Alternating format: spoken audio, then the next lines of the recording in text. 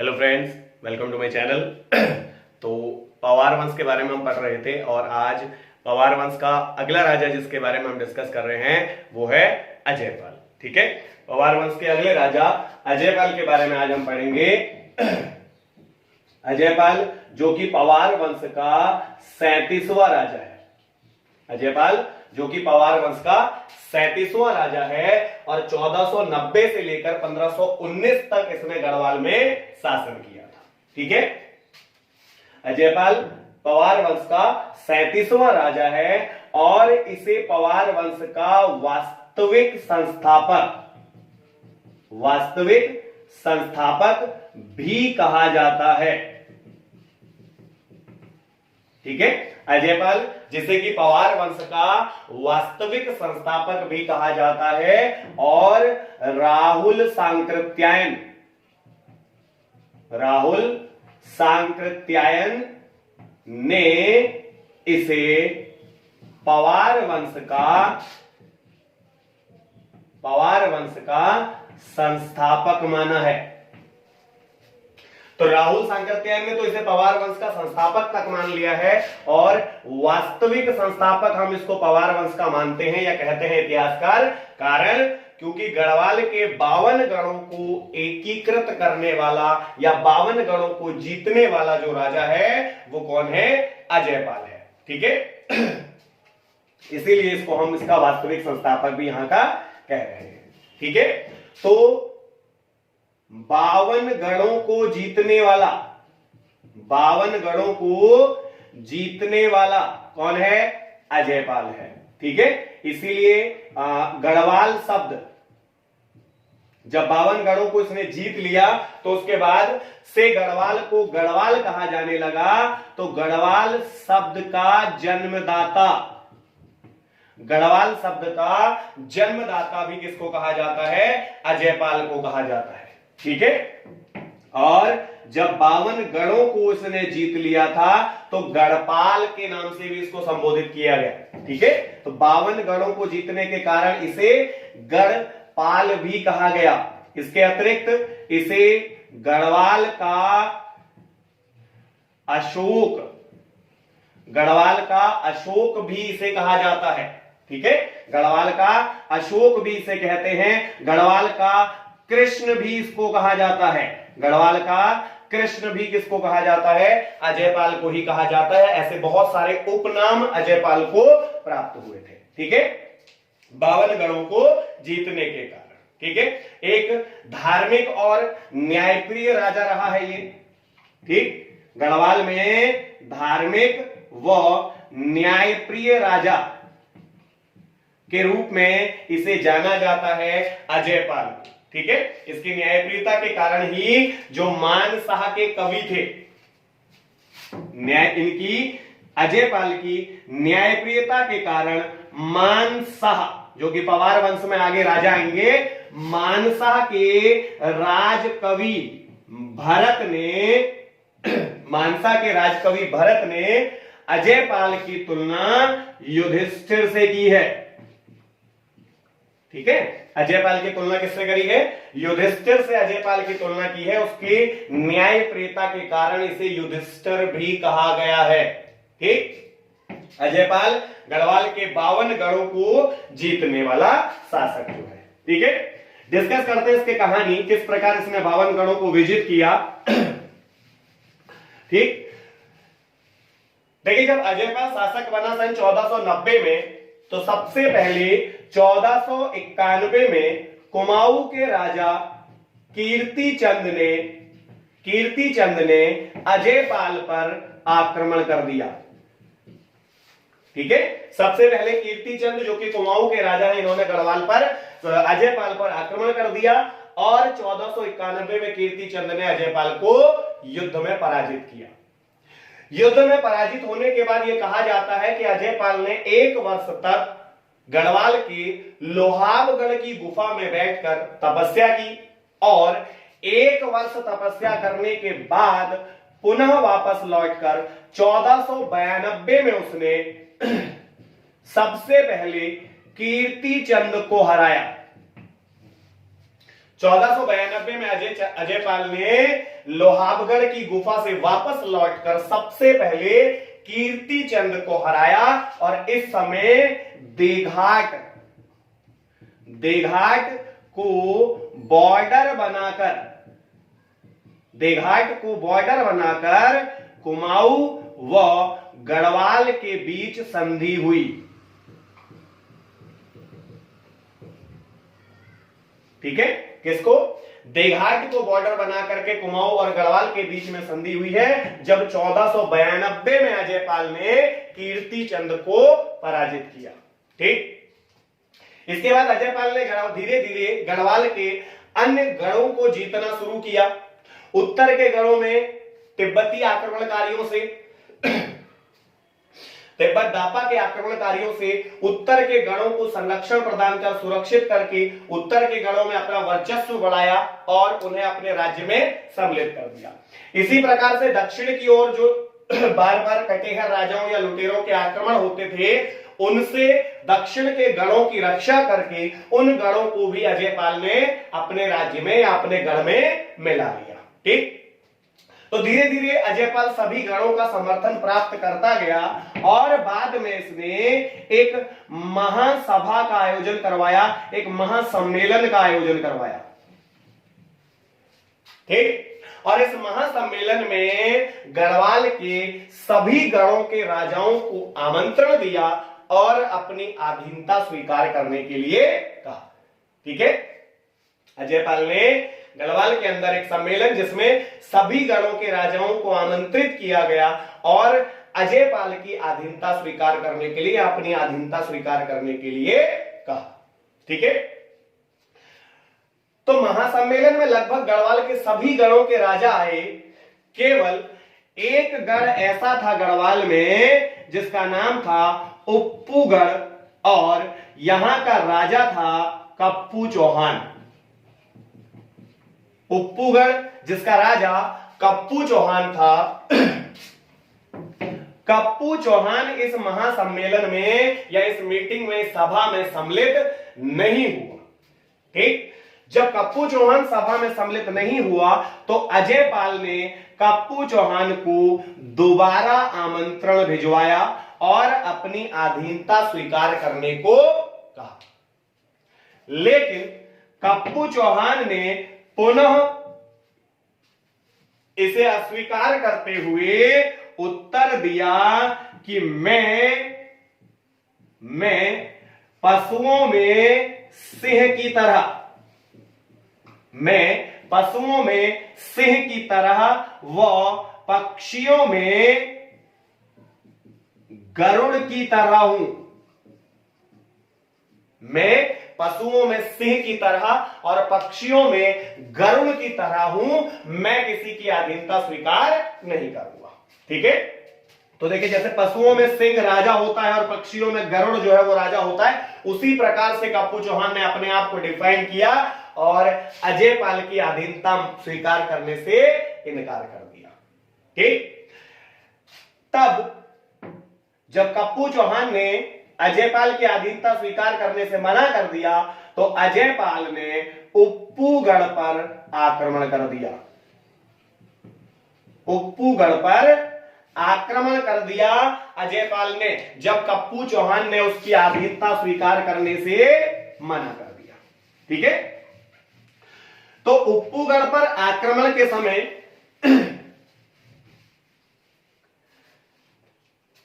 कप्पू चौहान का सेनापति था देबू। कप्पू चौहान का सेनापति देबू था। जब उप्पूगढ़ पर आक्रमण किया किसने? अजय पाल ने। जब उप्पूगढ़ पर आक्रमण किया अजय पाल ने तो कप्पू चौहान का सेनापति था वहां पर कौन? देबू कप्पू चौहान का सेनापति था और यहां कप्पू चौहान और अजय पाल की सेना के बीच भीषण युद्ध हुआ। ठीक, कप्पू चौहान और अजय पाल की सेना के बीच भीषण युद्ध हुआ और जैसे जैसे कप्पू चौहान युद्ध में पराजित होने लगा तो जो देबू है, ठीक, जैसे जैसे कप्पू चौहान युद्ध में पराजित होने लगा तो देबू से कप्पू चौहान की मां ने पहले ही ये कहा था कि यदि कप्पू चौहान युद्ध में मारा जाए तो वो इसकी सूचना उन्हें आकर दे दे अजयपाल के पहुंचने से पहले। ठीक है, क्यों? क्योंकि वे महिलाएं भी अजयपाल की अधीनता स्वीकार नहीं करना चाहती थी। ठीक, तो जब कप्पू चौहान की सेना पराजित होने लगी, ठीक, और कप्पू चौहान चारों ओर अजयपाल की सेना से घिर गया, तो देवू ने राजमहल में जाकर यह सूचना दे दी कि कप्पू चौहान युद्ध में मारा गया। ठीक, जिसके कारण राजमहल की सभी महिलाओं ने जौहर कर लिया। राजमहल की सभी महिलाओं ने जौहर कर लिया, यानी कि सभी महिलाएं जो थी वो आग में कूद गई और आग में उन्होंने कूदकर अपने प्राण दे दिए कि कप्पू चौहान के मरने के बाद भी या अजयपाल के विजित होने के बाद भी हम उसकी अधीनता स्वीकार नहीं करेंगे। इसलिए इन सभी महिलाओं ने जौहर कर लिया और इस जौहर को गढ़वाल का पहला जौहर माना जाता है। ठीक है, संभवतः गढ़वाल के इतिहास में यह पहला जौहर था जब उप्पूगढ़ की महिलाओं ने अपने प्राणों का त्याग कर दिया। ठीक, लेकिन यहां कप्पू चौहान युद्ध में मारा नहीं गया बल्कि विजित हुआ। उसने अजयपाल की सेना से भीषण युद्ध लड़ा और विजयी हो गया। लेकिन जब विजय होकर वापस अपने राजमहल लौटा तो तब तक सब कुछ खत्म हो चुका था। राजमहल की सारी महिलाएं जौहर कर चुकी थी। ठीक, अब सब कुछ खत्म होने के बाद भी कप्पू चौहान जब यहां पहुंचा तो अजयपाल ने कप्पू चौहान को पुनः अवसर प्रदान किया कि आप मेरी अधीनता तुम अभी भी स्वीकार कर लो और मुझे कुछ नहीं चाहिए। ठीक है, सब कुछ हारने के बाद भी कप्पू चौहान ने अजयपाल की अधीनता स्वीकार करने से मना कर दिया। बोला नहीं, मैं अजयपाल के मतलब मैं अभी भी आपकी अधीनता स्वीकार नहीं करूंगा। तो इस पर अजयपाल ने ये आदेश दिया अपने सैनिकों को कि कप्पू चौहान का सर इस प्रकार तलवार से काटो कि उसका सर मेरे पैरों में आकर के गिरे।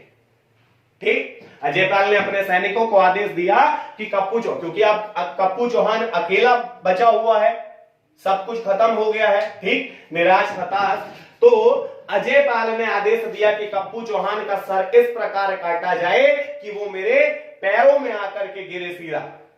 लेकिन सैनिकों द्वारा सर काटे जाने पर कप्पू चौहान ने अपने सर को इस प्रकार झटका कि कप्पू चौहान का सर अजयपाल के पैरों में गिरने की बजाय विपरीत दिशा में जाकर के गिरा। ठीक, तब अजयपाल कप्पू चौहान के लिए कहते हैं कि वीर तुम जीते हम हारे। तो यहां अजयपाल कप्पू चौहान की प्रशंसा में उसकी मृत्यु के बाद भी जब अजयपाल कप्पू चौहान को अपने अधीन नहीं कर पाता है तो उसकी वीरता में एक लाइन जो कहता है, वीर तुम जीते हम हारे। ठीक, और उप्पूगढ़ के इस युद्ध के बाद यह कहा जाता है कि कप्पू चौहान का हृदय परिवर्तन हो गया। अजयपाल का हृदय परिवर्तन हो गया।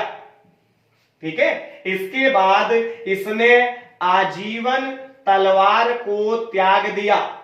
इसके बाद इसने तलवार को हमेशा हमेशा के लिए त्याग दिया और गोरखनाथ संप्रदाय को अपना दिया। कौन सा संप्रदाय? गोरखनाथ संप्रदाय को, गोरखनाथ धर्म को इसने अपना लिया।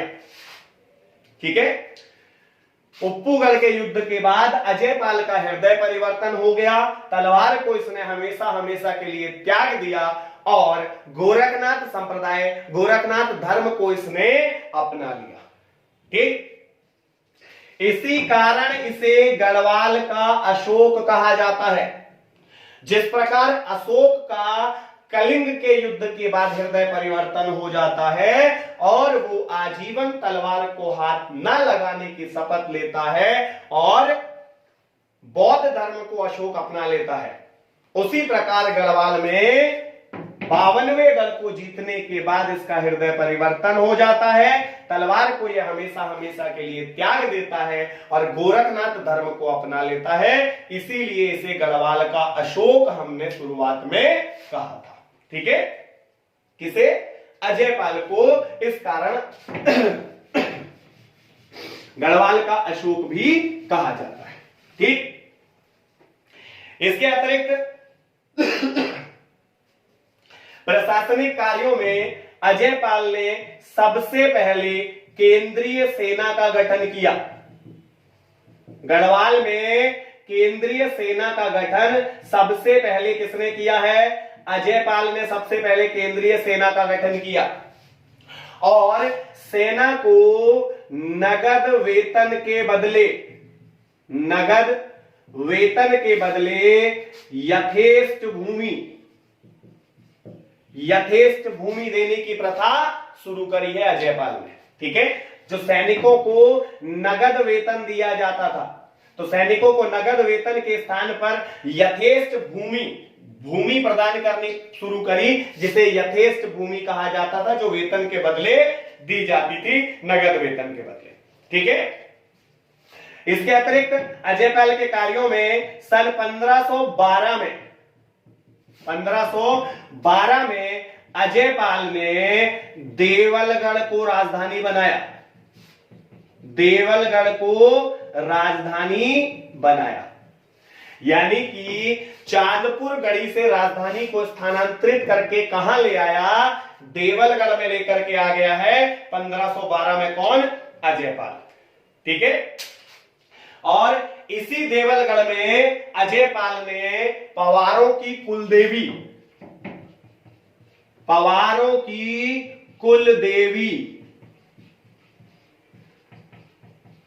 राजराजेश्वरी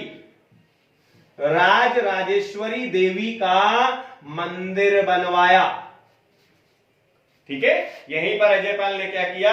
पवारों की कुलदेवी राजराजेश्वरी का मंदिर भी अजयपाल ने बनवाया है देवलगढ़ के अंदर। ठीक, राजधानी को चांदपुर गढ़ी से कहां लेकर के आ गया? देवलगढ़ में लेकर के आ गया। पवार वंश की दूसरी राजधानी है ये, पवार वंश की दूसरी, मतलब दोनों एक साथ नहीं रहेंगी। पहले चांदपुर गढ़ी बनी, बाद में दूसरी राजधानी बनी देवलगढ़, चांदपुर गढ़ी खत्म हो गई और बाद में अजयपाल ने 1517 में राजधानी श्रीनगर स्थानांतरित कर ली। कहां बना ली? श्रीनगर में बना ली। तो पवारों की तीसरी राजधानी बनी श्रीनगर। पवारों की तीसरी राजधानी बनी श्रीनगर। अजयपाल से पहले पवार वंश की राजधानी चांदपुर गढ़ी में थी कनकपाल के समय से। अजयपाल 1512 में राजधानी को देवलगढ़ ले आया और 1517 में अजयपाल ने श्रीनगर को राजधानी बना लिया। तो पवार वंश की तीसरी राजधानी, यानी अंत में जो राजधानी रही वो कौन थी? श्रीनगर पवारों की राजधानी रही। और 1517 के बाद से 1804 प्रद्युमन शाह के शासनकाल तक पवार वंश की राजधानी श्रीनगर में ही रहेगी। ठीक है, इसके अतिरिक्त अजयपाल ने गढ़वाल के अंदर सत्यनाथ बाबा की गुफा का जीर्णोद्धार कराया। सत्यनाथ बाबा की गुफा जो पौड़ी गढ़वाल के अंदर है श्रीनगर में, सत्यनाथ बाबा की गुफा की रिपेयरिंग करवाई, जीर्णोद्धार करवाया। किसने? अजयपाल ने करवाया था। और इसके अतिरिक्त इसने श्रीनगर में कालिका देवी मठ की स्थापना भी की। श्रीनगर में कालिका देवी मठ की स्थापना की किसने? अजयपाल ने की। ठीक है, अजयपाल ने। तो उसके केंद्रीय प्रशासनिक कार्य हम देख रहे हैं। इसके अलावा अजयपाल ने धूली पाथा का प्रचलन किया था। अजयपाल ने धूली पाथा चलाया। पाथा जिसका प्रयोग माप के लिए किया जाता था, जैसे वर्तमान में हम बाट का प्रयोग करते हैं किलो के रूप में, वैसे ही धूली पाथा जो था ये माप के लिए हुआ करता था। तो धूली पाथा का प्रचलन भी किसने किया? अजयपाल ने किया, और इसे अजयपाल का धर्म पाथा कहा जाता था। धूली पाथा जो अजयपाल ने चलाया, इसे अजयपाल का धर्म पाथा भी इसको कहा जाता है। ठीक है, इसके अतिरिक्त गोरखनाथ संप्रदाय के नवनाथ ग्रंथों में जो कि गोरखनाथ धर्म से संबंधित हैं, नवनाथ ग्रंथों में अजयपाल को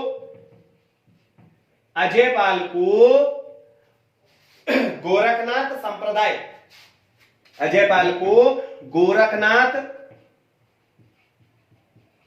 संप्रदाय के 84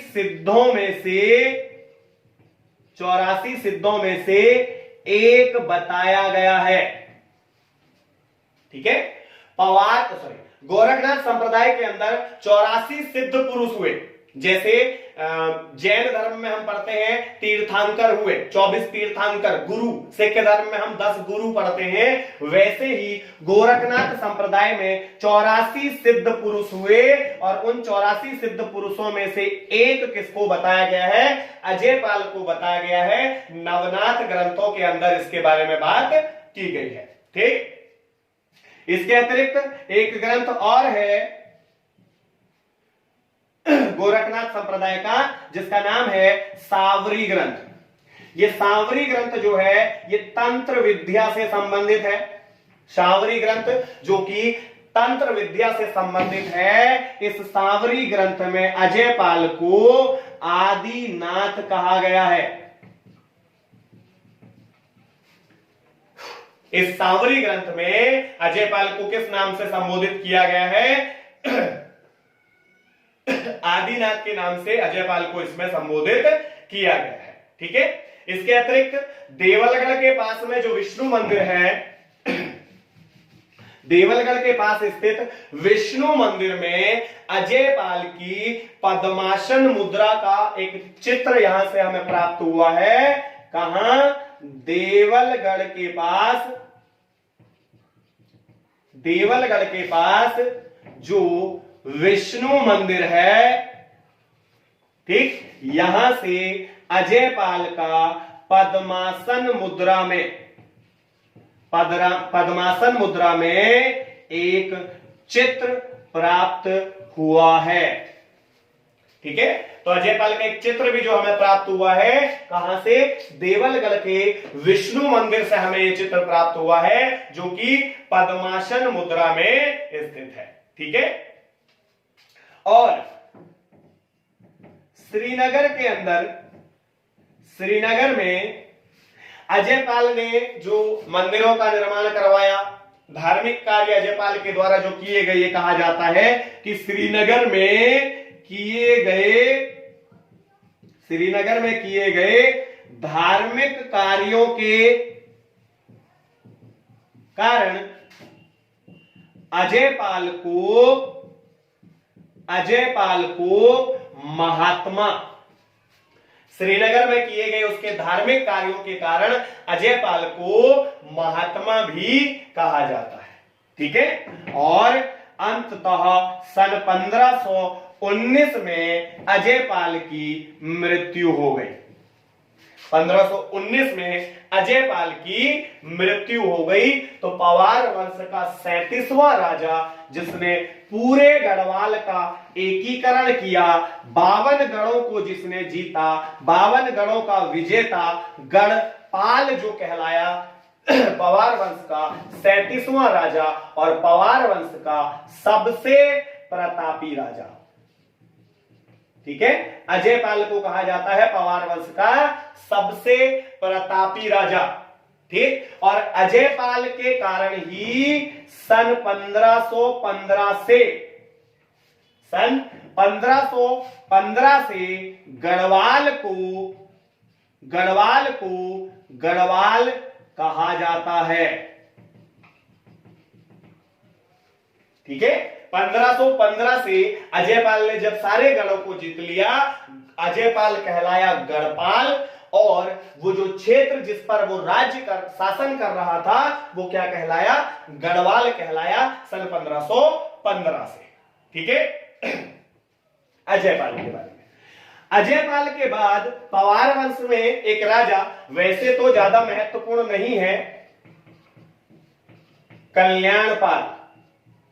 अजयपाल के बाद एक राजा कल्याणपाल हुआ, और कुछ इतिहासकारों के अनुसार ये पहला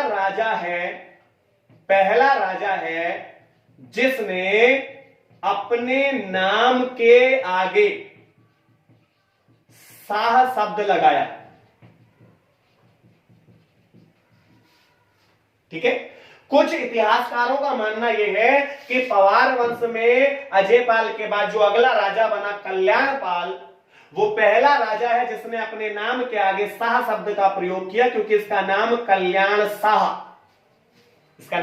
कल्याण शाह इसके अभिलेखों में प्राप्त होता है। लेकिन इसके बाद के राजाओं ने शाह की उपाधि या अपने नाम के आगे शाह शब्द नहीं लगाया है, तो इसलिए इसे उपाधि तो नहीं कहेंगे, लेकिन शाह शब्द अपने नाम के आगे लिखने वाला एक राजा कल्याणपाल है। ठीक है, पवार वंश में शाह की उपाधि सबसे पहले बलभद्र शाह ने ही धारण की थी, लेकिन उससे पहले कल्याणपाल नाम का एक राजा, जिसके अभिलेखों में उसके नाम के आगे शाह शब्द लिखा हुआ मिलता है। ठीक है, तो उपाधि के तौर पर तो नहीं पढ़ेंगे, इसको ऐसे याद रखेंगे। बलभद्र शाह से पहले एक राजा जिसने अपने नाम के आगे शाह लिखा, वो कौन है, कल्याणपाल है, कल्याण शाह है। ठीक है, कल्याणपाल के बाद एक राजा और जिसका नाम था विजयपाल। कल्याणपाल के बाद अगला राजा विजयपाल। देखिए, विजयपाल इंपॉर्टेंट व्यक्ति है, क्योंकि दापा यानी तिब्बत, दापा पर आक्रमण करने वाला